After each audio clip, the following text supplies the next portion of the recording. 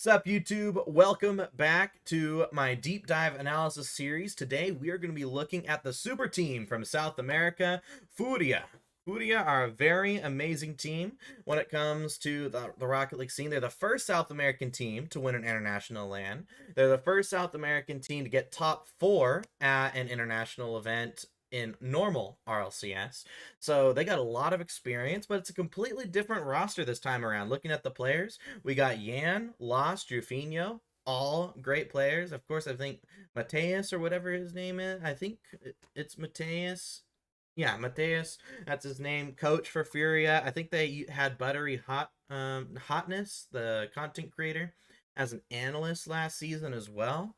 So Furia, very solid team. They got a lot of experience, and today we're going to be seeing overall what are their individual strengths, what are their weaknesses, what are their team strengths and weaknesses. It's all what we're going to be looking for today. And the first match we're going to look at, since we're going to see Complexity versus Furia in top 7, we may as well look at Team Secret versus Furia in round 3 of the Swiss. So that's what we're going to look at first.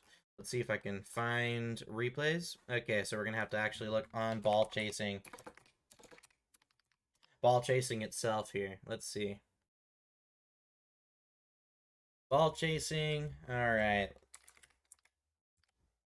I always forget how. I always misspell Yan. Hold on. Is it XNZ? Yeah, XNZ. So it's Yan XNZ. All right. Yan X and Z. Let's see if did I get the notepad right? And X.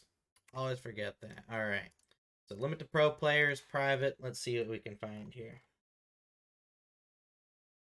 Apparently people are uploading. All right, here. Okay, we found some groups. And then open qualifier 2. Swiss stage. Here we go. Thank goodness we found all of the replays. Now, let's find Furia versus Team Secret.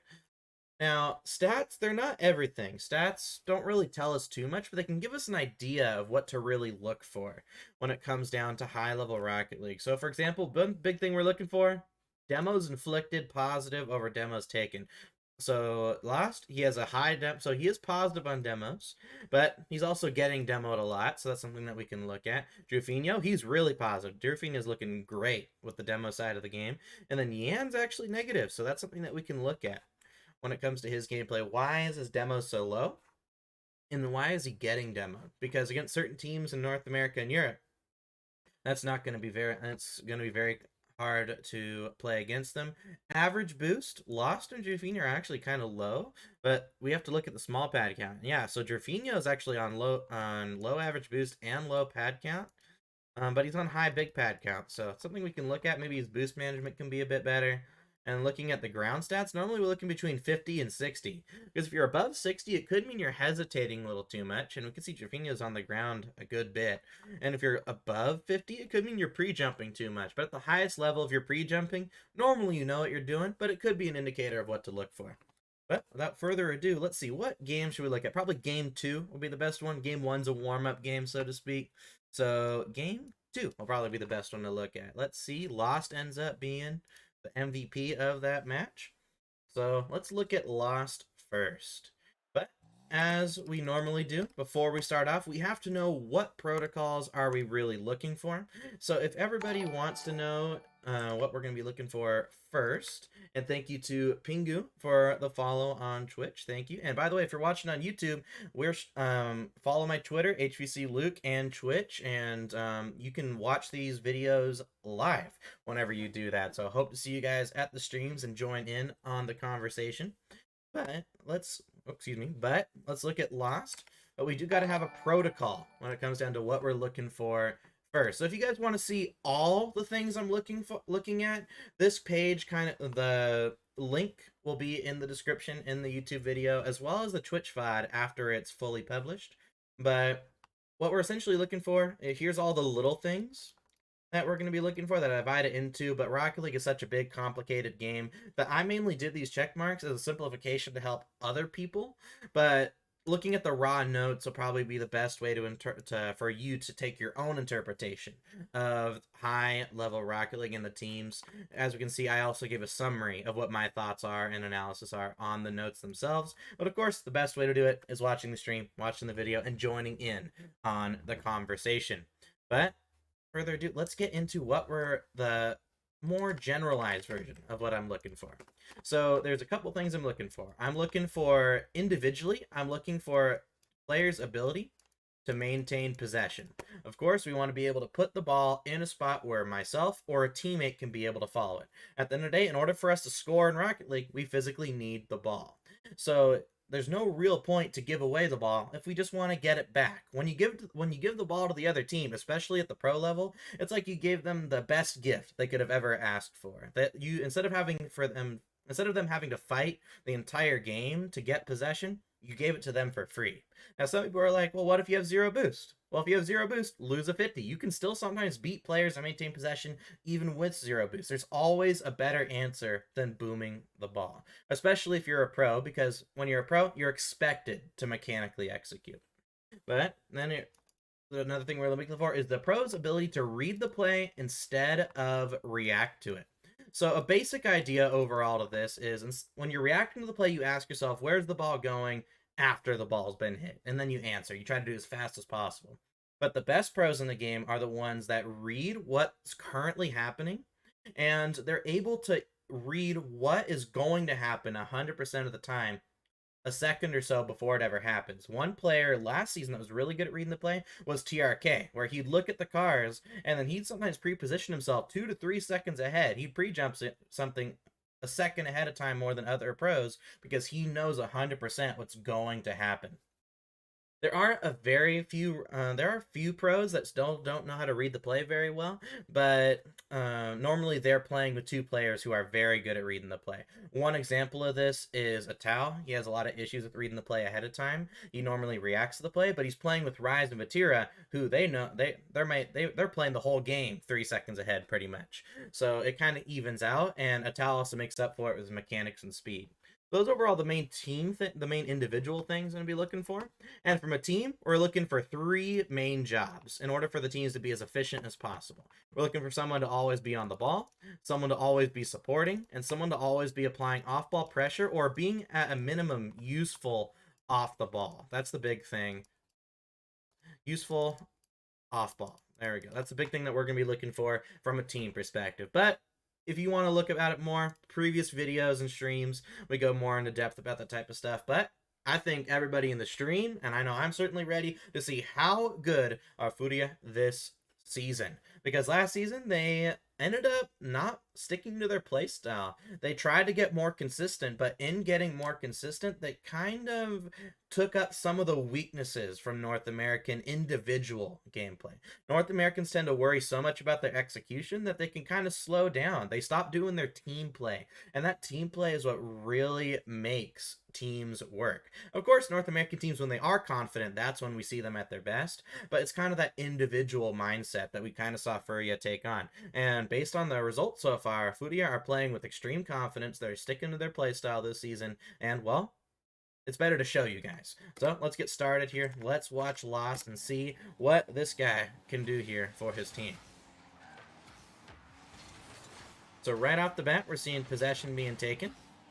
Lost is one of the more interesting players to play. If you want to know how to get more creativity with your possession, Lost is definitely somebody that you want to look for. So we're going to look at Lost individually for a second here. See if we can notice any big weaknesses. So here he's supporting Yan. A great fake from Yan. And look at this. This is all created by a team playstyle right here. Look at this. This is perfect team play from the side of Furia. Because right here at Lost, he ends up forcing the ball, but now he's in front of it.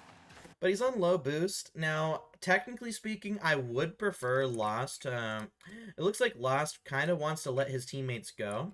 But something that we have to understand at the highest level is individually, there are expectations from players. For example, we see Yan and Drafinho both being on the ball and supporting. So what I'd love to see Lost do here is turn and follow the flow of the team and try to look for demos and then fill in behind Yan. So essentially go to the same spot he was going to, but follow the flow. It just overall, it helps the team maintain so much more momentum, and it allows things to be far more consistent. But it's not the end of the world. Lost is going to eventually rotate behind anyway. But since we missed that off-ball pressure aspect, playing against a better rotating team could allow them to kind of outpace Furia or find weaknesses to get possession back. But overall, it's not the end of the world. But what we do see here in a couple of seconds here is, watch this. So right here, we see Jerfinho's on the ball, but he's about to force the ball, and then Yan's going to be ball guy, and Lost is going to fill in support, and then Jerfinho's going to apply off-ball pressure. So we'll see here on offense, at least, we have off-ball pressure from Furia, on-the-ball pressure, and support. So this is perfect team play from Furia. Now let's look at the play happen. So we see Jerfinho forces. He's going for the bump on Mata. Yan, he forces. Now he's going to fake it for Lost. And the only reason why this works is because Lost is reading the play and supporting close. And then Lost, he puts a hard shot on target. Maybe could have placed it better. But now, if Furia are a consistent team, we should be able to see them consistently do this for a long time. Let's see what happens right after this. We do see individually Secret step up and do get possession. So now let's see how defense is handled from Furia. So right here, we see a little bit more of an adaptive rotation where Yan cuts in second while Alasko gets boost. It's not the end of the world. It's not the cleanest thing, but it ends up working out. The only issue I am noticing is, since we see Yan and Lost both rushing back, one thing that Furia don't have is defensive off-ball pressure, at least in this moment. It's the first 18 seconds, but normally what I would love to see here, since Lost is already in a better position to support Jerfinho, I would much rather have Yan grabbing pads and meandering more towards the middle, so that way he can look for demos and watch midfield pass for Furia. But since we don't have that, playing against a better team, maybe KV1 takes possession, midfield's open, and that's going to be just better chances for the other team. So this is something that maybe a European team, especially a European team that loves passing, might be able to extort this. A lot of North American teams, they don't tend to use the wide passes often, but it still does happen. I mean, at the end of the day, creative players are going to make creative plays. G2 especially are one of the better teams at passing anywhere on the field. So it's something that we do have to look at. So let's take into our notes, just something to write down for right now. So at least in terms of team strengths on offense, we see Furia understand the necessity of having people on the ball, supporting, and off-ball pressure. So we see they understand the necessity of at least on the ball and support. And I'm going to do a clarifying point here. So they understand the necessity of on the ball and support, and try to have off-ball pressure, but they don't understand the necessity of it, so that's an issue. And then a weakness on defense, Furia understand the necessity of on the ball and support, but not off-ball pressure. So I guess we could say do not understand off-ball pressure. Furia do not understand the necessity of off-ball pressure.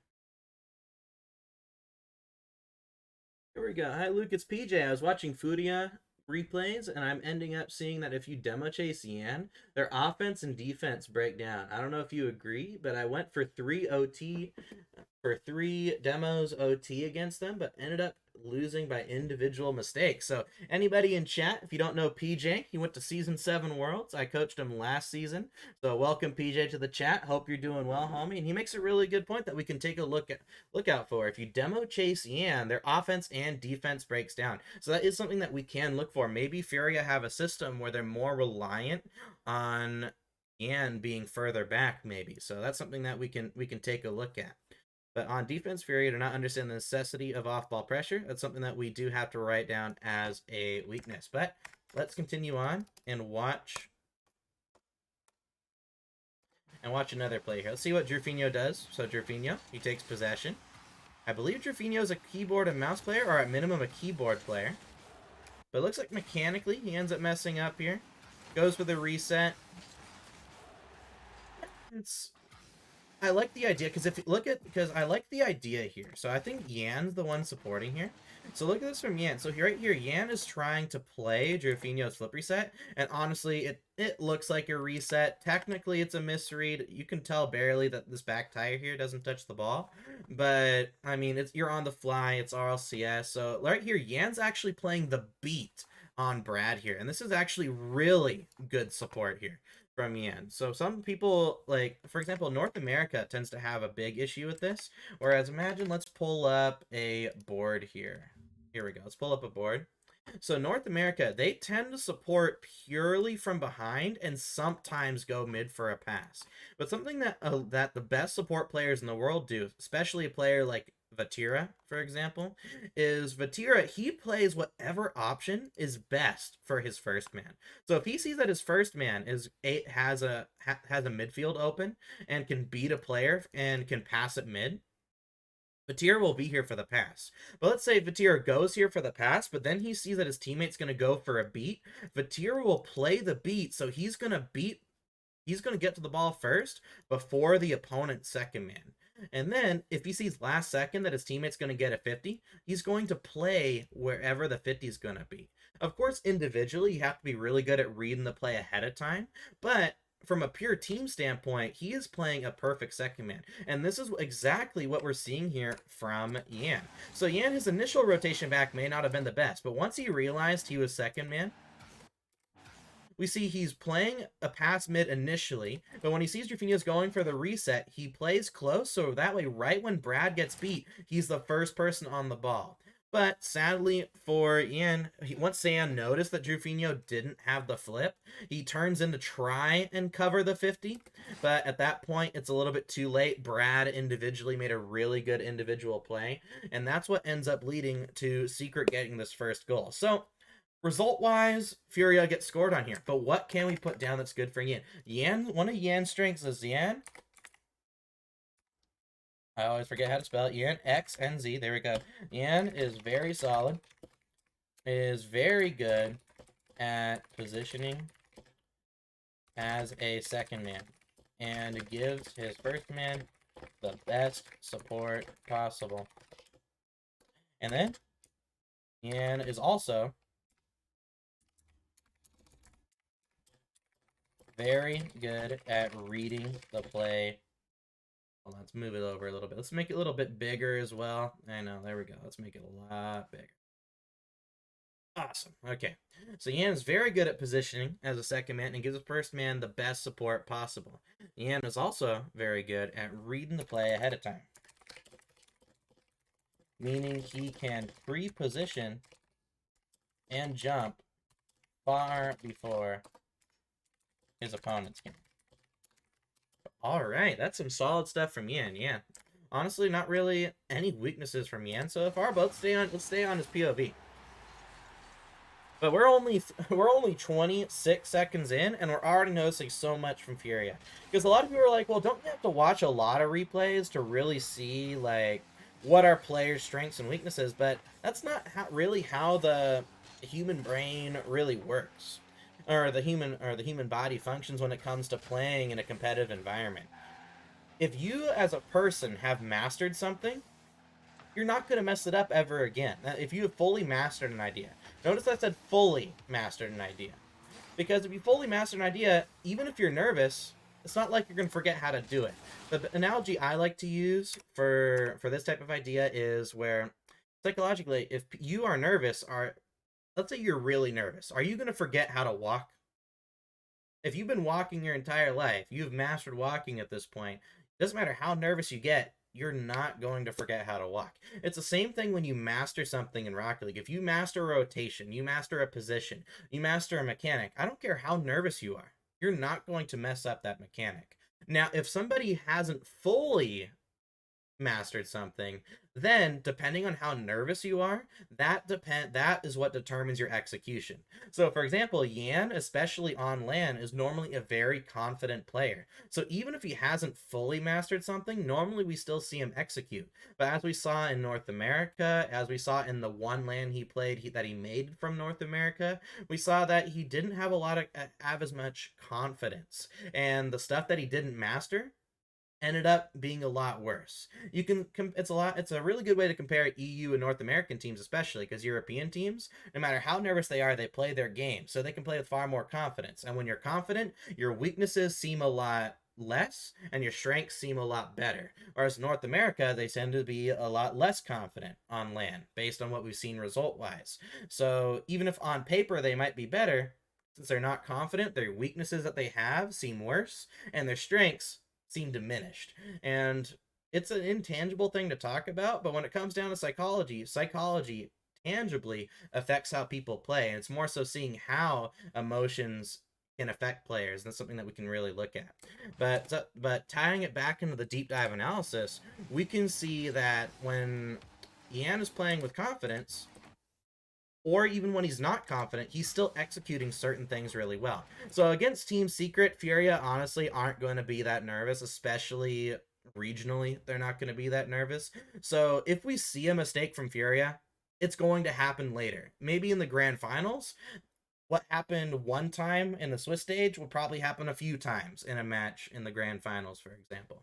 But if Yan has mastered something, we're going to be seeing it every single game of the tournament. And if you want to try this out yourself, pick any player, any team, and then watch one game from the beginning of the tournament, and then watch every consecutive round after that, one game, and you will see the same mistakes will get worse and worse and worse. And that happens at every level of the game, whether you're a bronze or an SSL or a pro. That's what happens mentally. But enough of that tangent when it comes down to the psychology of players in Rocket League. We can see, again, look at this from Yan. And he fills in support for Jerfinho. He gives Jerfinho a midfield pass. But when Jerfinho's not going to pass it, and you see that Jerfinho's not going to get a beat, he plays Jerfinho's force. And that's what allows him to get on the ball. Like, this isn't just good support as second man. It is fantastic at positioning as second man and giving his first man the best support. But like, this is like, I would say this Nian and Vatira, at least regionally, are looking like some of the best support players in the world. Because I know a lot of people think of Vatira as a last man back normally. And well, funnily enough, normally second man ends up being last man back a lot of the time. But Vatira normally thought of as a third last man back. But as we can see from the Carmine Core deep dive analysis and Yan right here, his support is next to none. Except for Vatira, of course. But let's look at Furia from a team standpoint. Right here we have support, and we can see again that weakness in actually, let's see. Let's go for a little bit further back. So Yan, he passed the mid, no one's able to follow it. So now what I want to see Yan do here, I want to see Yan try to stay mid, apply off-ball pressure until he needs to fill in a position. And then I want to see either Lost Force and Jerfinho support, or I want to see the opposite. Now, I believe what happens here is Brad hits it, and I think Jerfinho just reads it and takes possession himself. So I think that's what happens, but let's see what happens here. You can see Yan's actually, he's not rushing back. He's not rushing back. He's kind of just putting himself to watch. Man, there's no real good person to demo. So this is fine for Yan right here. And then we can see Lost, he throws himself across. So, since we see the Lost throw himself across, this is what... Ooh. Here we go. So we can see Lost throws himself across. So what Yan decides to do here is, well, in my mind, support is a higher priority than off-ball pressure. So even though Yan's applying off-ball pressure or watching mid on defense here, we see, and since he sees Lost throw himself out, he decides, well, Jerfinho's on the ball. I'm a fill-in support. And that's exactly what Yan does. And then, of course, we see Yan's individual ability come out. He reads that the midfield's open, so he goes mid. But then once he reads that Jerfinho's getting beat, he plays the force. Now, normally we want to force high, but in this situation, Jerfinho can't get under the ball to force high. So instead, Yan reads that the ball is going to go bounce down and over to the right. So that way, once Yan And then that way, once this play happens, Yan can just full on take possession. And hopefully Lost is recovered at this point and can fill in second behind Yan. Let's see if that's what happens. We're going to watch it from Lost POV just to see if that's what happens. And look, this is exactly what happens. Yan takes possession. Now we can see Lost, he ends up reading the play really well here, and then he full on takes possession. Brilliant play. And then of course we see the off-ball pressure from Yan as well. Yan, once he forces the ball mid, Lost takes it, off-ball pressure, and then in order for this play to be perfect, we hope Jerfinho is filling in close second behind his teammates here, but based on what I'm seeing, Jerfinho ends up going back. Let's see. Right here, see, he sees Lost has taken possession, and then he flips. So this is a little bit of an issue, but it looks like it's more of a Jerfinho issue than a... looks like it's more of a Jerfinho issue, more so than a team issue. So I'm going to put a weakness down for Jerfinho. When Jerfinho is on low boost, he tends to play boost over his necessary job, which can lead to a team losing pressure. Now, you're probably wondering, well, Luke, Furia scored on this play. And I'm like, yeah, they did score, but if individually or team-wise Secret execute better, this is going to what Jerfinho rotating back that far is what's going to lose Furia pressure. We saw a ton with Atao. Atao didn't stay far back as second man because he was on low boost, but because positionally he rotated further back because he tends to react to the play rather than read the play. So what ended up happening is Vatira would lose a 50, and then Atao would be so far back that the opponents would beat them to the ball, and that's how Carmichael would lose pressure. Now Jerfinho, he probably with boost supports close here. But since he doesn't have boost, he goes all the way back. And this is what would give another team the ability to relieve pressure and start the counterattack on Furia. So here it doesn't matter because Furia execute individually, but this is something that we do have to take note of. But overall, a very good play from Furia. I think one strength that we have to put down for Furia is Furia understand the necessity of possession and prioritize it. Prioritize. And this is a really good play. But we do have to recognize team-wise there are some issues with the flow of the team where individuals rotate against the flow of their teammates, which can slow down team momentum. Team momentum, which slows down individual momentum, which means individuals on Furia cover less of the field. The faster you can go, the more space you can cover. A great example of this that I like to use is imagine you got a soccer or a football player where, we'll just use soccer for now, where imagine we got a soccer player, and let's say if you've ever watched hockey, there's a hockey player. Let's say we got a Rocket League player. Let's say all the players are facing this direction, and let's say they all have momentum in this direction, all right? A soccer player, even in the direction of momentum, they're not going to be able to cover much more than just barely a little bit more in front of them. Whereas a hockey player, when they have momentum in any direction, they're able to cover a lot more of the ice, or if it's roller hockey, a lot more of the floor. And Rocket League is very similar to hockey in that regards. Even without boost, a Rocket player with momentum still covers a lot more of the field. But if you have momentum in the forward direction, Rocket League players have access to boost, which can make them go even faster and cover even more area of the field. So when you look at team play, the biggest thing you want to see from a team is that as long as they have ball guy, support guy, and off-ball pressure filled in, the next best step is you want to make sure all those players are following the same flow to keep maximum momentum for all the players on the pitch. So we're seeing here with Furia, sometimes we see players rotating against the flow of their teammates, which is hurting them a little bit.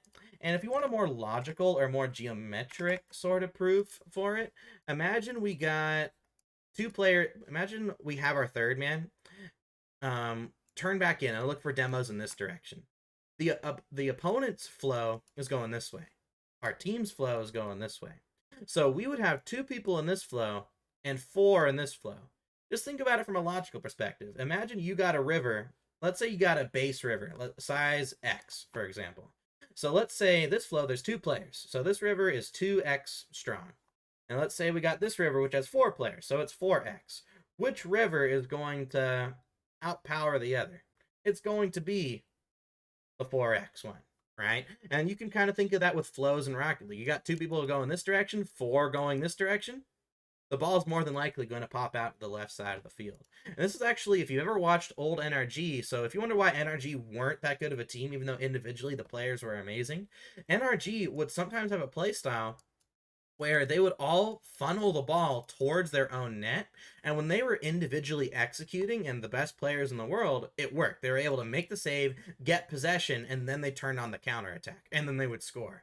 When NRG were at their best. But when you're playing against a team that individually are good and know how to rotate, you would have 6 players all facing the net for NRG. At that point, you're just asking to get scored on. And that's why NRG ended up having such big issues. I haven't looked at current NRG that much, but by what I've seen, I do still see a little bit of these issues, even though it's a completely different team. Well, outside Garrett G. But that's a bit more of a tangent going into flow. Hopefully you guys like discussing that. But hello, welcome Area to the chat. How you doing, homie? Welcome to the stream. Hope you're doing well. Welcome. Sorry, I had a water right in front of my my second monitor, and I wasn't able to see the bottom of chat. So welcome Area. Hopefully you're still here and enjoying the stream so far. And it looks like I missed it. Thank you to Flaming for the follow. Welcome to the stream. Hope you're doing well. But everybody, while we're continuing to look at these players, what's something that anybody in chat's noticing? Of course, we want to look at the idea. I want to watch Yan for a little bit, because something that PJ talked about was that when he was playing against Yan, he tended to try and target demos on Yan, and it kind of hurt Furia in a big way. So let's see if we can see any demos around that, because right here we see that in this situation, I believe that was KV1, gets a bump on Yan, and we're seeing automatically Yan is slower to the ball. So he ends up having to use more boost. That's more of an individual thing. Like, Yan should have avoided demos. Okay, oh, and there we go. A bump from Yan. So it looks like Furia are trying to prioritize Yan supporting. I think that's what they're trying, like, individually they're trying to do. Because right here, Yan should be applying off-ball pressure. He should be trying to, from a team perspective, we want to see him helping out his team by applying off-ball pressure, since they're kind of stuck more so on defense right here. Right here, he ends up supporting, he gets bumped, then he forces, but then right here, he should be trying to apply off-ball pressure, watch the midfield a little bit more, but what we end up seeing is he ends up rushing for a boost that's not there, and then he bumps his teammate. Here, it's more of an adaptive rotation, but it's something we do got to look for. And then Yan gets bumped, and then no one supporting lost. So it looks like we are starting to see a couple fractures in Furia's structure. More so. Because Furia, they understand the 3 jobs, but I think it's actually not, did I say structure? More so in the adaptive side of their rotations. Because we can see, again, Yan rushing back his third on defense. But I think it's something that we're noticing from all the players. I do want to watch Lost for a little bit to see if it happens with all 3 players, or if it's just a Yan thing. Because right here, they're on offense. Offense, we already know they're applying off-ball pressure. So next time they go on to defense, that's what I want to see. So right here, they're about to go on defense. So Jorfinho's upfield. So let's see what Jorfinho does. The Jorfinho, it looks like he was actually trying, he was on low boost, but he wasn't just randomly rushing back. So it could be a Yan issue. And it's actually crazy because Vatira had a very similar issue. Yan and Vatira play very, very similarly. They're amazing at supporting. When they get the ball, they're very mechanical. And then when they're off-ball pressure on defense, they especially rush back. Now, we notice on offense, Yan is still applying off-ball pressure, but on defense, he's rushing back. So that's the slight difference that's making me favor Yan as a player over Vatira. But it's something that we do got to continue to look at.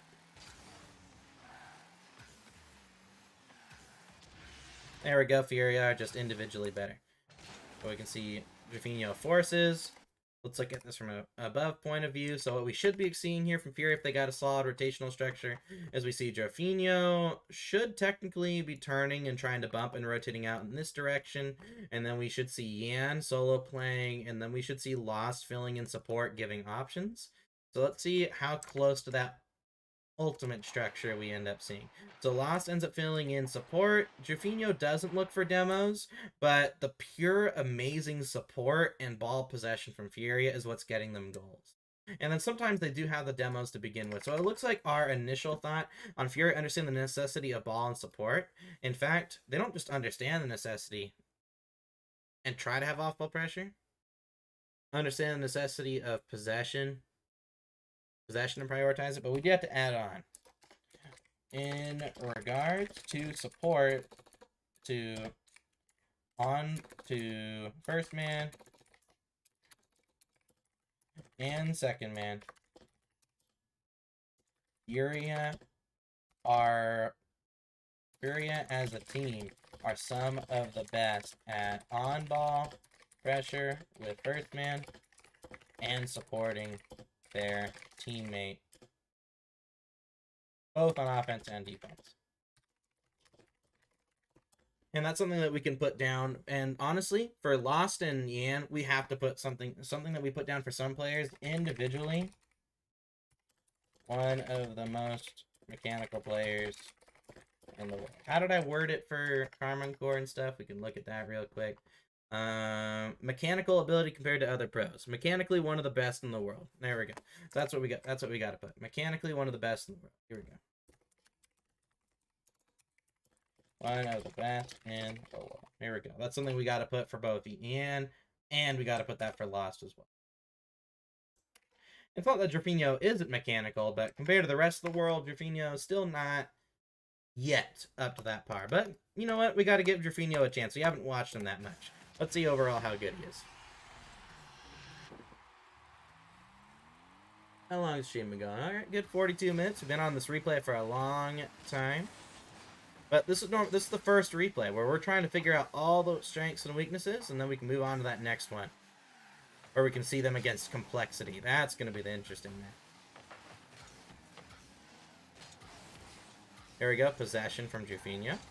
So right here, Jofinho, he may not be as mechanical compared to Lost and Yan, but he still understands the necessity of possession. That's obviously something individually they're really good at, and as a team, it's probably a fundamental for the team of Furia as well. Right here, Jofinho, again, really good at supporting. Now, I think I think as a team, Furia are good at supporting, but Yan individually is one of the best at supporting. Because let's see what happens here. Right here, Lost forces. Now it's going to be Jofinho forcing. Alright. And looks like... What happened here? Oh boy. We got to see what happened with Yan's read. Because Yan, he lands. Jofinho forces. Oh, I think this looks like it was maybe a one-time mistake. But look at this. So... Yan actually reads the initial hit really well, but he doesn't recognize where Mata is. So he's not able to support as well as Mata was in that situation, and that's what leads to them getting scored on. So it's not that Yan did a bad job here. I mean, like, it looks like he didn't see, so. And we do have to recognize, sometimes individually, players do mess up. No one that's human is perfect, but still. Some awesome gameplay that we're seeing here.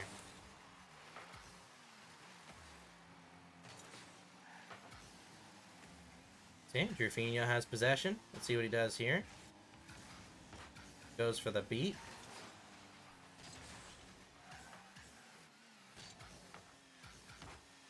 One thing I am noticing is it looks like Furia don't have the most dynamic playstyle. I think the main thing I'm noticing is they're going for beats every time. This is something that you noticed if you watched North America last season. That's kind of what Furia did in North America. It seems like every single time somebody gets possession, they're playing a beat.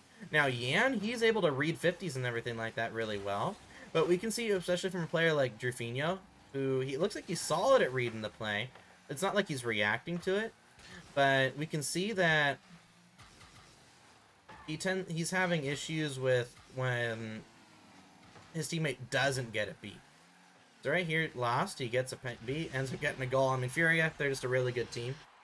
But I think that's the one thing we're noticing from Furia. From a playstyle perspective, they are very straightforward. From a playstyle, when somebody gets possession, they solo play or they're always going for a beat.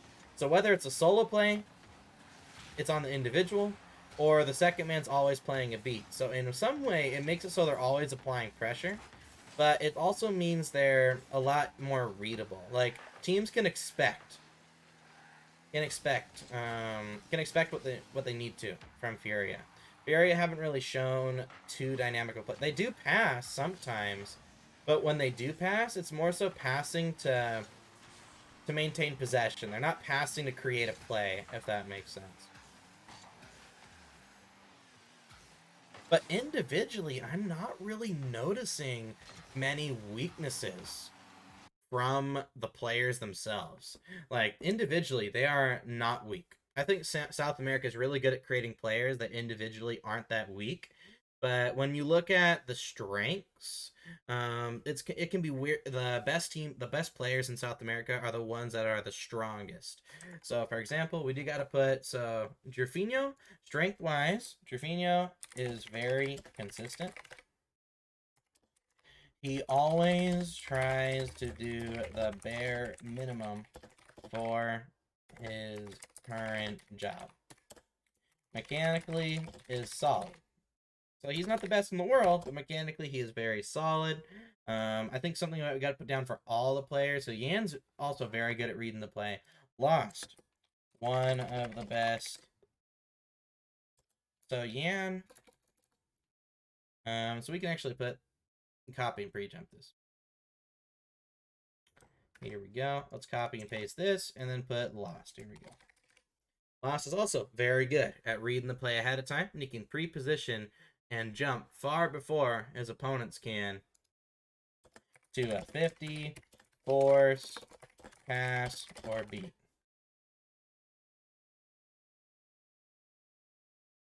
Now let's put that down. Let's add that to Yan as well.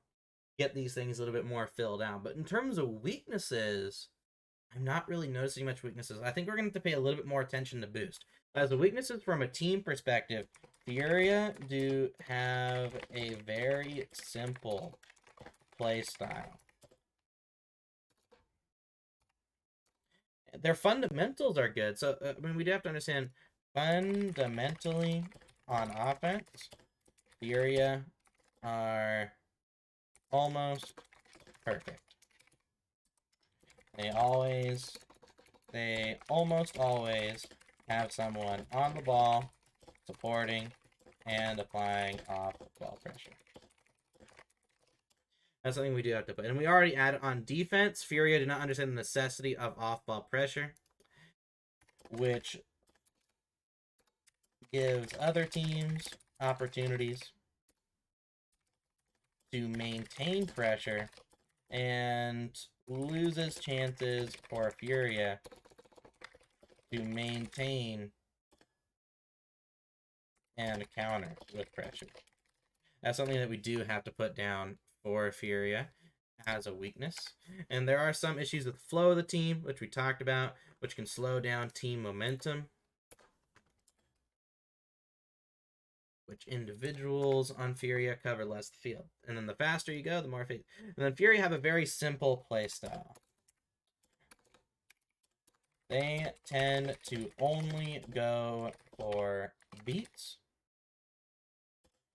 and solo plays unless the pass is obvious or for possession. To add on, this makes Furia a more readable team. And that's one thing that a lot of them, especially the first touch guys, like to talk about a lot. Where they talked about how Furia, when they were on LAN, they were an unknown variable. They are scary. But I talked about it even when it came down to South America at the Winter Major last season when I did my deep dive analysis. Like, these South American teams, you may not play them, but you can still know weaknesses and know strengths and know how to prepare against them. For example, Furia, you know they're going to go for beats. But at the same time, like, we do have to put, Furia have a very simple playstyle, but we do have to put, even though they have a very simple playstyle, they are so good at on the ball and support that it doesn't matter. Like, we have to put, for Yan and Jafina, one of the best at being a first man, and one of the best at being a second man. First man, on ball, and second man, support. And that's something we do got to put down for Lost as well. But as you can see, or it's not that we're saying Jufino's bad at these jobs. It's just that compared to the rest of the world, Lost and Drian match up. But Jufino, Jufino would probably be the reason why Furia wouldn't win a major if, say, a Carmine Core or a G2 were fully playing with confidence, if that makes sense to everybody. But from a team perspective, a lot of strengths, but we can see there are a decent amount of weaknesses for Furia, but they're the best in SAM. There's a reason why that this list is not going to be that heavy. And honestly, if we compare the weaknesses for Furia compared to a team like Carmine Core and G2, there's honestly less weaknesses individually. And from a team perspective, it can be argued that their weaknesses probably aren't as bad. From a team perspective, we do have to put structurally. So Furia are fantastic at ensuring ball and support are always filled in and have a decent system to ensure they are filled in. But also, Furia structurally are also very solid. They ensure that when a player, this means that players know what position they are very quickly and know the priorities of each job. Of course, this is excluding off-ball pressure. At least when it comes to on-ball and support. There we go. So we got a lot of stuff. So now what I want to do is we're going to look at complexity versus Furia. So we're going to look at now from the semifinals, which I believe is day 5, if I remember correctly. Furia versus Complexity. Let's see, now that they're playing against a Complexity team, which Complexity, honestly, with AJG, I thought they had potential to win a LAN. Now, of course, mentally, we never know what's going to happen, but Complexity were one of the few teams that had potential to win the entire thing at whatever LAN they were playing against. They ended up losing a very fantastic Game 7 series against Carmine Core at Worlds. They had that Game 5 where they honestly probably should have won against Vitality. And then, of course, AJG's had that unfortunate backflip, but it all happens. But looking at the stats, looking at demos inflicted, there's a lot less demos for and against, but look at this. Jufino, positive. Lost, positive. And Yan, he's a little negative. That's something that we can look at. Why is that a thing against Complexity? From a ground stat perspective, Jufino, pretty high. But it honestly didn't affect Jufino that much. But Jufino's going to be the big player that we want to look at in this series. Because as I said, but in this one replay that we looked at, Yan and Lost, mechanically, individually, some of the best in the world. But Jufino, he's consistent, but honestly, he just seems like a more composed card, almost. Like, you can argue that Card, like, honestly, between Card and Jufino, there's probably not much difference, except maybe Jufino has more confidence, maybe, but who knows? That's something that we can look at if we ever look at Crew in the future and see what Card's doing. All right, let's look at a game. Let's look at a 4-2 between Complexity and Furia. And then we'll start off with looking at Jufino.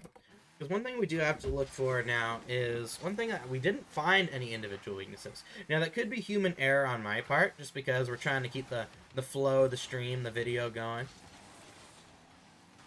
Let's see, what's kind of a weakness? Because we did kind of find for Yan that he rushes back as third man on defense more than his teammates. So I actually let's put that down for Yan.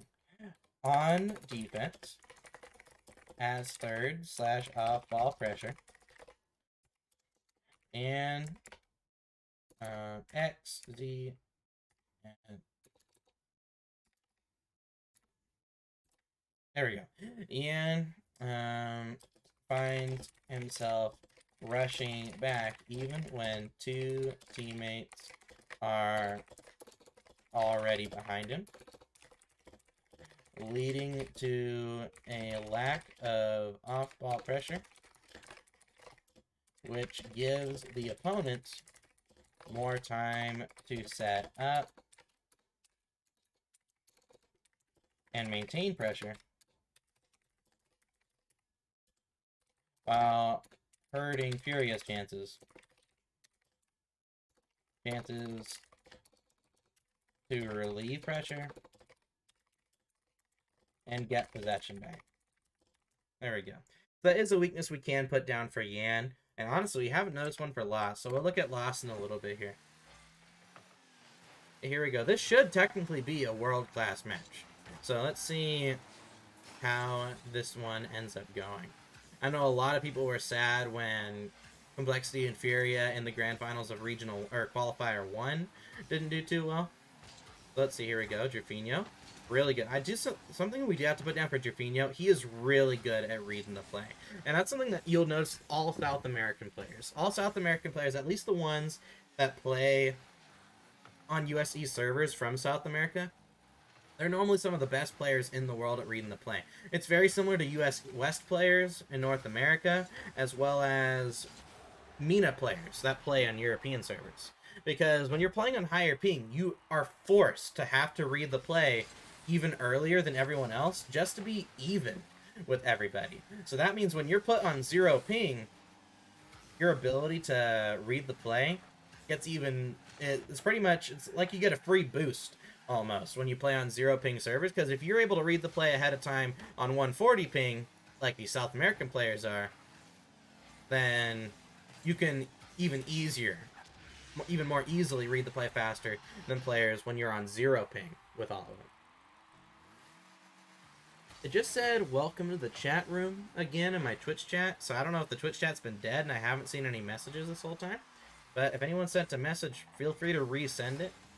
And we can continue to look. I don't know if the chat just glitched or if we're just not chatty bunch today. But just let me know.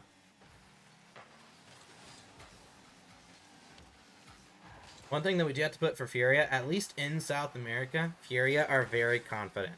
That's something that we do have to notice, but we do have to remember from that grand finals against Complexity, Furia might have some confidence issues, might let nerves affect them sometimes.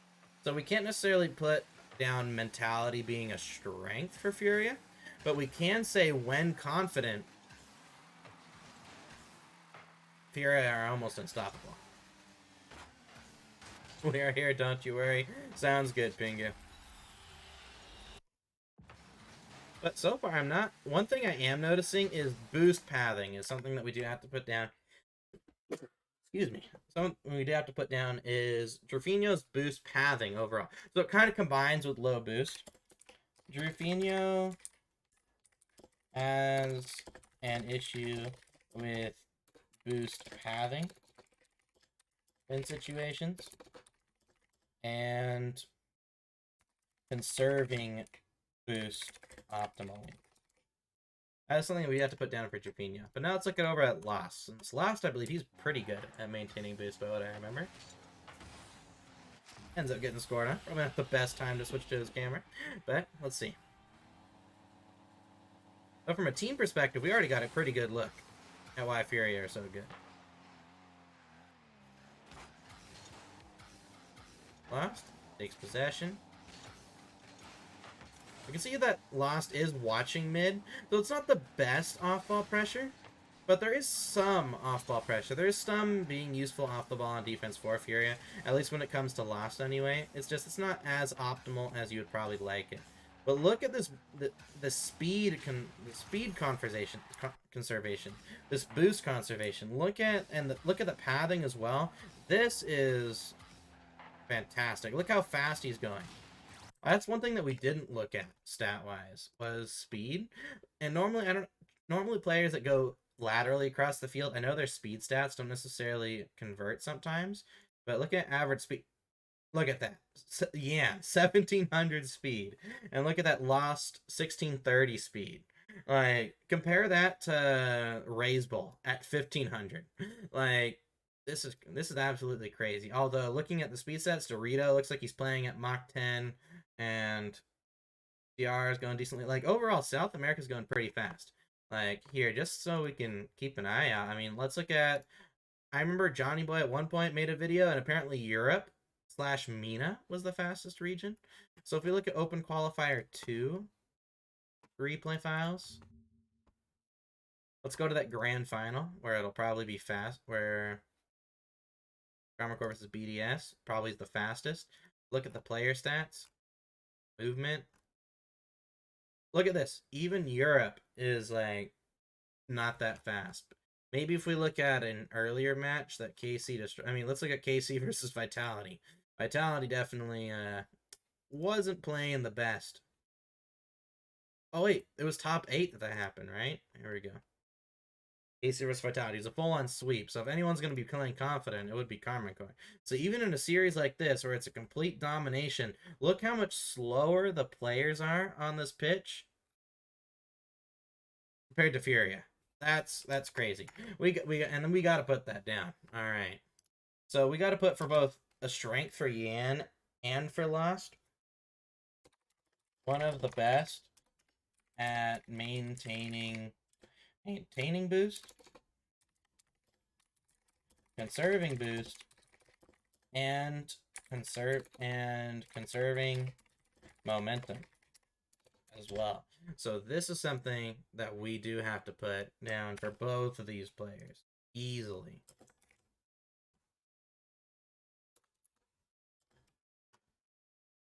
And then you also got to add that onto the whole reading the play aspect. They're playing this fast and reading the play ahead of time.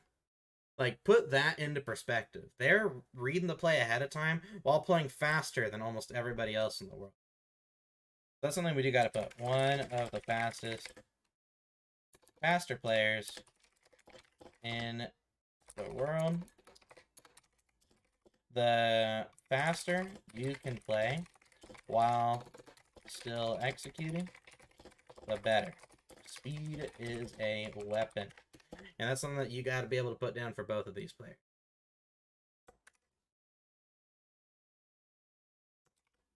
But honestly, we do have to put down for Jufinho. One, we can actually copy the reading the play. Jufinho is really good at reading the play ahead of time. And I would put specifically for Jufinho,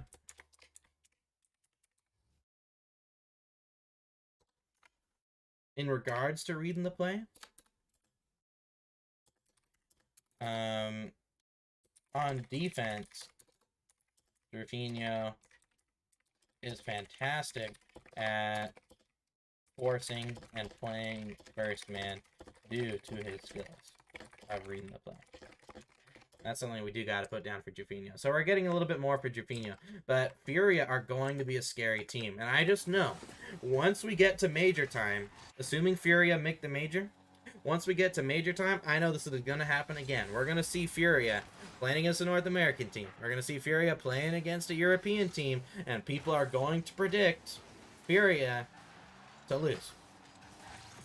For whatever reason. People are going to do it. Now, Jufinho, he himself has made top 8 at a LAN. Lost, he himself has also been close to a top 8 at a LAN. I think Lost is the only person who has confident issues on LAN. So you can predict Furia to lose if you want to against the best teams in the world.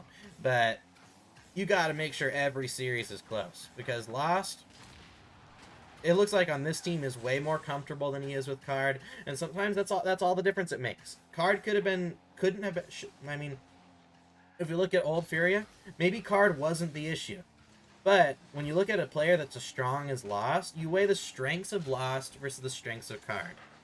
Strength-wise, Lost is a way better player. Even if he was the reason why Furia were losing last season, maybe, the fact that Jufinho's on this team makes Lost more comfortable. And That's all it takes sometimes. You find the right player to build strengths for Furia. That's what matters, and that's what. And Lost is looking so confident right now that I wouldn't be surprised if we go to LAN and we see Prime Lost. I wouldn't be surprised.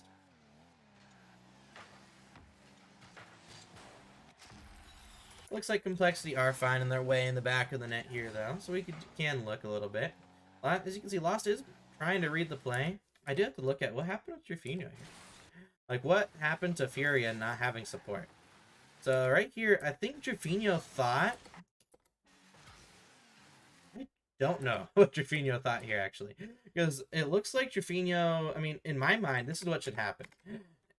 Since Yan's on the ball here, Lost is kind of awkward, and it looks like he's not turned up field. I would want Jerfinho to be grabbing this pad line or this pad line and going up to support Yan, but then he flips all the way across as if he's going for the big boost. So maybe he is trying to support, but his idea of support is an issue. But he's also on low boost, so I guess we could put as a weakness when Jerfinho is on low boost, he tends to play boost over his necessary job. But we can also add on to this where when on low boost, Jerfinho sometimes looks lost when it comes to where to position himself. So what we could put down is boost conservation. So we already said boost pathing, and conservation is an issue, but we have to really put boost pathing on low boost, especially causes Jerfinho to not do his job, which means Furia do not have all three jobs on the pitch building, which makes other teams have an easier time relieving pressure and applying pressure, which leads to goals against Furia. Here we go. That's better. So it took us a bit, but we found some weaknesses. Because at the end of the day, like when you have the eye test, Furia look really good, but you can also see that they do have some weaknesses. So we finally figured out more so on the individual side what are the issues when it comes down to Furia, and more importantly, Jerfinho. But we do want to look at Yan. We haven't looked at Yan this entire game, really. That's that one instance. Great at reading the play, of course, again. He's grabbing pads. Yeah, and one thing to have note as well is Yan looks confident again. And I think that's one big thing that you do have to make note of for Furia, is that just like Lost is seemingly more confident, Yan is confident as well. Maybe it could have been a thing where Card individually had a lot of ideas just through his experience, where he could take certain balls and he could do certain things. And maybe that's why, so Yan and Lost, they weren't able to just go ham. They weren't able to really use their skills to their ability. Whereas maybe Jerfinho, he's a bit more contempt just being solid and consistent. Kind of like an AJG player for Complexity last season. Like, I still believe, even though Complexity won a regional, I think it's more so on Furia not showing up, which is an issue in and of itself. But I think Complexity going to, I think it was round 5 in Swiss, round 4 or 5 in Swiss last split, or last qualifier, shows why I think that one of the worst roster moves of all time has to be AJG for Dorito. No, Complexity went 3-1. Never mind. But like, they lose to Furia, but they're losing games to, I don't know why I thought game 5, but either way, like they're losing games to teams that they shouldn't really be losing to. They're having struggles against teams. Look, the same team that Furia swept, Complexity went to game 7 against in the quarterfinals. Like, at the end of the day, like the three, like all of Complexity are mechanically really, really good, but I mean, if you watch my deep dive analysis on G1 last season, there's a reason why I don't like Dorito when it comes to high-level Rocket League. He's very confident when he's playing with CRR, which is why I thought the move could work, but on paper, it was probably one of the worst roster moves we've ever seen. On paper. And that's my personal opinion. When you look at the on paper stats, when you look at the intangibles like mentality, like maybe with CRR, Dorito's probably more confident. Maybe that's why this roster might work out. I mean, Dorito and CR did make it to top 2, I think, at the first Gamers 8. So, I mean, they're a good, solid team when it comes to those two players. But on paper, there's so many issues with Dorito compared to AJG, who, just like Jaffinho, is just a player that can fill in gaps. While, like, AJG had no individual weaknesses when we looked at him last season.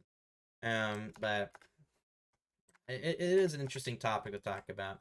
But without further, let's look at one more game here from Furia. We're going to kind of skim through it now that we got it, just because I know we all want to see a grand final match. I know we normally don't get to them, so let's get to a grand final match between Furia and NIP. I do want to see the stats here real quick. Demos, we should see positive demos inflicted. Jaffinho, actually negative on demos inflicted. So against NIP, third man was a big issue for Furia, actually. So that's something that we do have to look at. Maybe it's a grand finals thing. Maybe grand finals make Furia unconfident. Maybe they've made it all the way through the tournament. Now they really don't want to lose. Maybe that's something for them. But looking at average speed, Furia and Yan and Lots are not as high as the previous year against Complexity, but compared to everyone else in the lobby, it's obvious they're a step ahead. And Jaffinho's actually the slowest, by what it looks like as well. Maybe that hesitation factor for Jaffinho is really starting to show, especially in this grand final. But let's see. Let's look at one of the more important men. Let's look at, I mean, Furia ended up losing Game 3. So let's look at a Game 3 loss, actually, from Furia.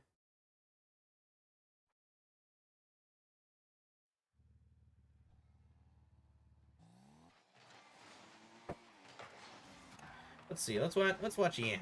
I think he's the big player that we want to look at, especially in this grand final. See if he's playing confident. Right off the bat. That's perfect from Furia. I mean, look at this. I mean, I know I said we were going to mainly skim through this, but he dodges the demo, instantly fills in support. He reads the pass out mid, lost goods for the pass, and maybe was able to get a bump too. So, overall, first and second man, again, Furia is probably one of the best first man, second man teams in the world, I think, based on what we've looked at so far. If Carmack Gore and G2 are two of the best teams in the world, then I think we easily have to put Furia as one of the best first, second man duos in the world. Like, this Furia, if they're able to play with confidence in an entire land, I could see them 3-0ing Swiss. I could see them minimum making top 4. Team Secret made top 4 at the Fall Major last season. But what ended up happening here? So we can see Furia, a great read from Yan. He forces it over to Lost, who supports well. We see off-ball pressure from Furia. Great support as well. I mean, like, Furia individually, they're just outmatching NIP so far. So what ends up happening? What leads to Furia losing this match? Right here, a little bit of a kickoff strat. I mean, we're not seeing as many kickoff strats as we saw with Carmine Core. Carmine Core, of course, got a lot of kickoff strats that we ended up seeing.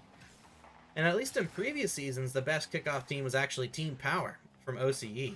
They had so many different kickoffs that they were using. What ended up happening here? So Lost, 50.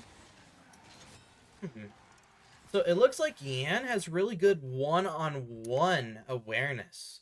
And I think, do I have that as a stat on the main field awareness? So I think that's finally we found a weakness we can really put for Yan outside off-ball pressure. On defense, Yan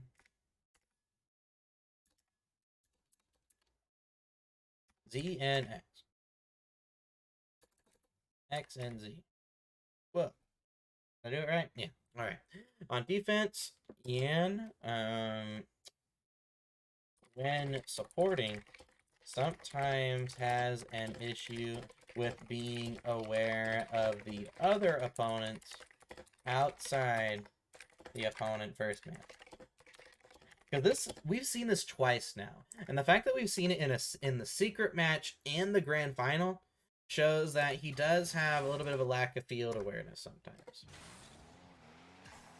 Right here, he is technically supporting. He even reads the balls going out mid, but as you can see, he pre-flips here because he thinks he has a free possession. If he knows that somebody's probably challenging this, he does not pre-flip here. So if he's playing against a team that also knows how to really read the play, this would be like where a Carmine Core would score.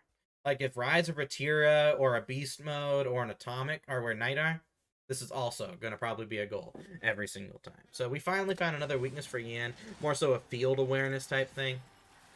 But honestly, I mean, if that's your only weakness and you're mechanically as good as Yan, that's pretty good.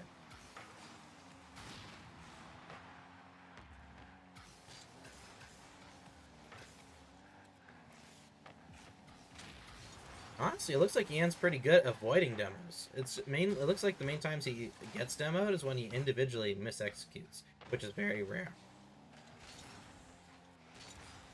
But we can see Yan rushing back as third man again, really seeing that weakness in the structure that happens when Yan rushes back.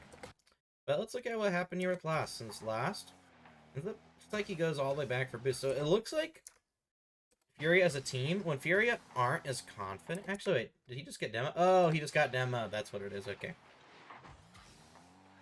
Oopsie on my part. Here we go. Uh-oh. Loss is going to end up filling in first here. He just loses the 50 back in it. So it's more of a mechanical issue here. I doubt this happens again.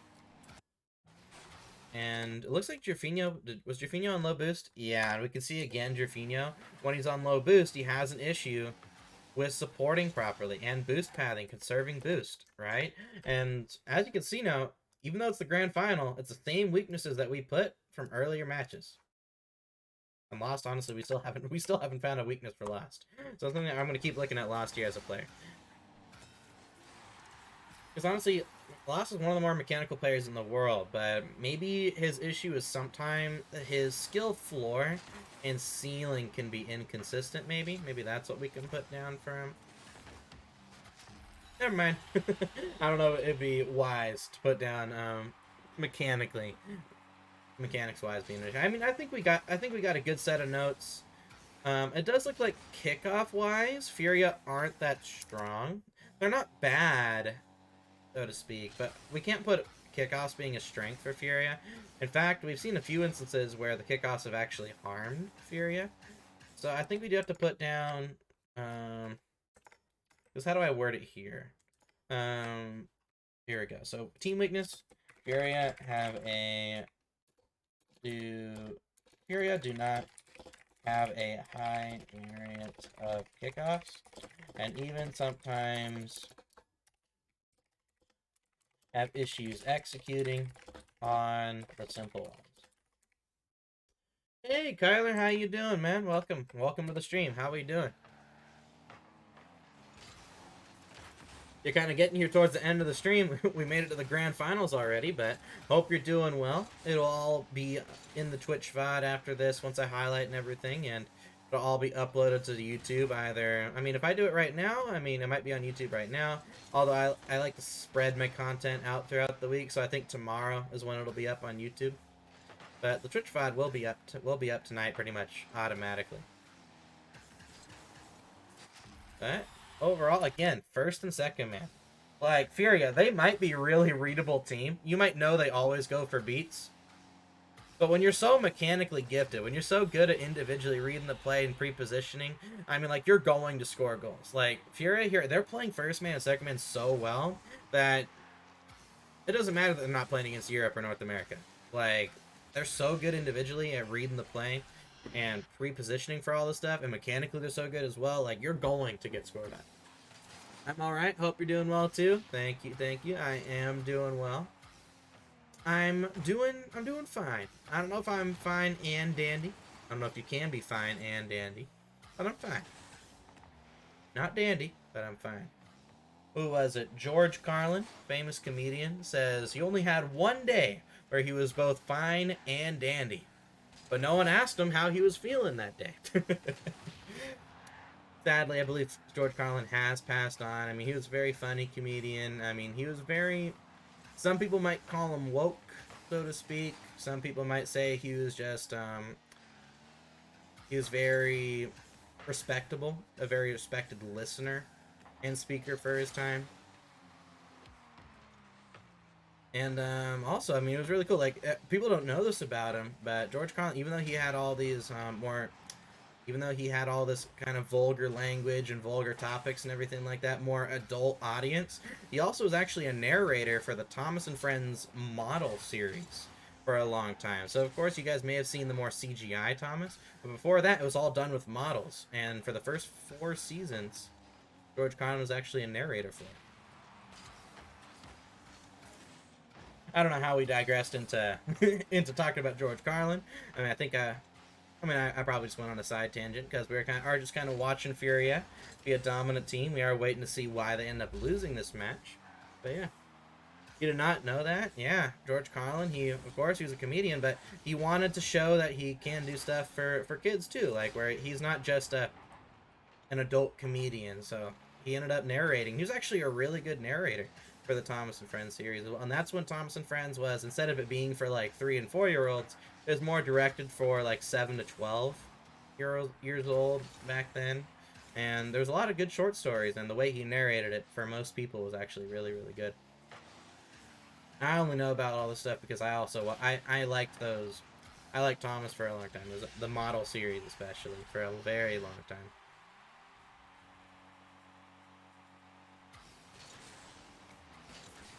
But here we go. But now I gotta stick to, instead of analyzing trains as a kid, you know, you gotta analyze cars instead. Playing soccer.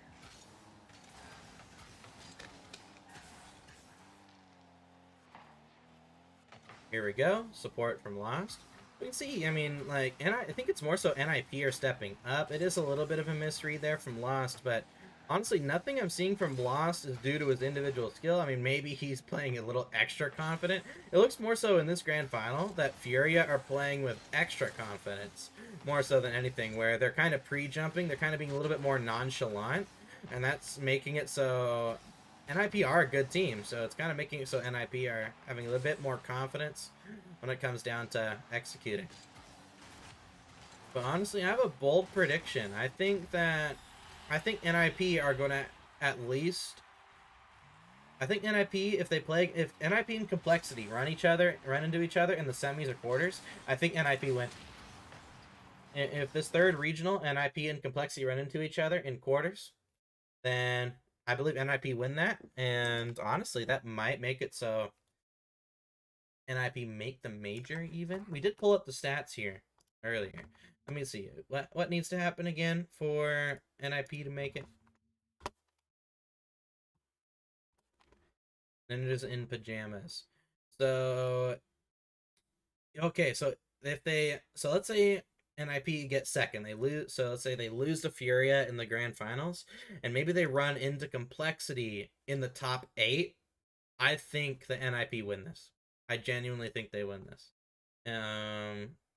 Because Furia is definitely not going out 12th to 14th. So I think NIP could make the major here. But looking at the bracket, who knows if they'll actually have the chance to. I mean, at the end of the day, it's a Swiss stage. Anything can happen. I know Complexity are probably grinding after their subpar performance in Regional 2. But, I mean, who did they play first? So we can see, I mean, W7M and NIP play each other first round. So that can kind of set the stage. I mean, I think PJ's team. So PJ was in the chat earlier. He's going to be playing against Complexity first round. PJ, knock Complexity out for me. I want to be right on NIP making major. But all right, folks. I mean, that was a good long stream.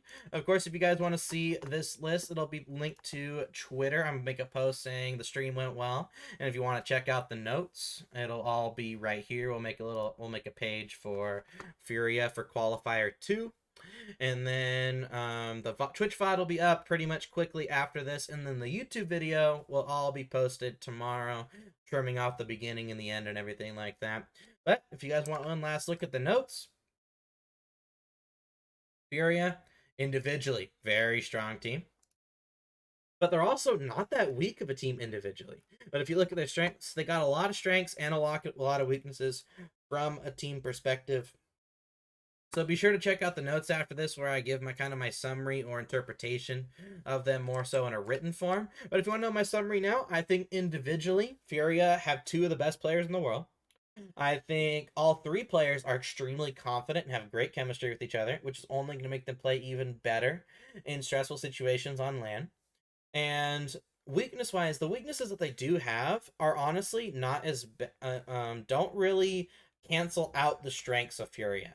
Whereas kind of like when we looked at Carmine Core, when we look at Carmine Core's stats, a lot of their team weaknesses also kind of canceled out their team strengths. When we look at Furia, I think their weaknesses don't cancel out their strengths. So I think Furia are a slightly stronger team. Or sorry, they have slightly less weaknesses than Karma Core. I think that would be the better way to put it. I think both teams are just as strong as each other. Maybe Karma Core have a better mentality. It could be argued that that a Tao, like if you want to compare players, Yan and Vatira are pretty much the same player. If anything, Yan's slightly better. And if you look at Lost versus Rise, I think they're also pretty 1-for-1. So then it's comparing Jufinho and Atao. From a team perspective, Jufinho's better. But from a mechanics perspective, I think Atao is better. So it's really up to you to decide how do you think those two teams will compare.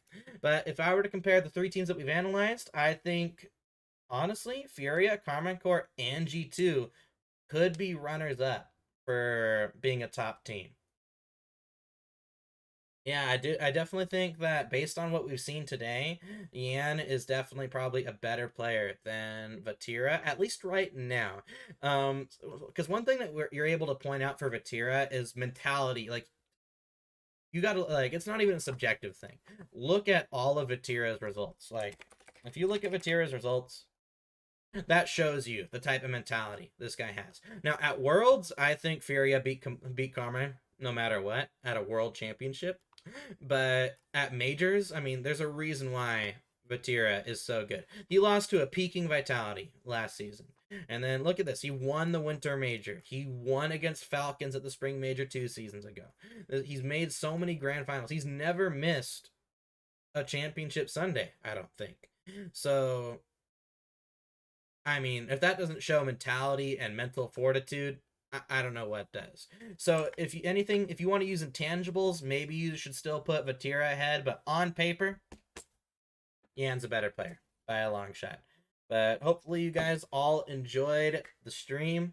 As I said, notes will be up for Furia here in a moment once I consolidate them, put them on the spreadsheet. The link you can find on Twitter or at any of my other YouTube videos. I am the same at everywhere except YouTube. So Twitch, HVC Luke, Twitter, HVC Luke, and on YouTube at the Party Hat Herobrine, since I'm not able to change my at, I don't think. So, and that was my old name before I changed over to HVC Luke. So, search me up on there. Hopefully everybody on YouTube enjoyed the video. Hopefully everybody at the stream has a good rest of your day.